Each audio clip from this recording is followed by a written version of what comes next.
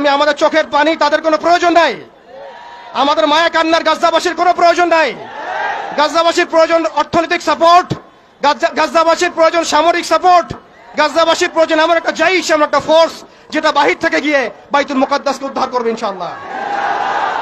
আর আপনারা ভবিষ্যৎবাণী শুনে রাখবেন, ইনশাআল্লাহু আযজা ওয়া জাল আল্লাহ রাব্বুল আলামিনের এই বান্দাদের মধ্যেই এমন একটা জাইশ, এমন একটা দল আল্লাহ পাক সৃষ্টি করে দিবেন ইনশাআল্লাহ, যেই দল, যেই জাইশকে পৃথিবীর কোন সেনাবাহিনী থামাতে পারবে না ইনশাআল্লাহ। শেষ পর্যন্ত তারা বাইতুল মুকাদ্দাস মুক্ত করেই ছাড়বে ইনশাআল্লাহ। শুধু সময়ের অপেক্ষা।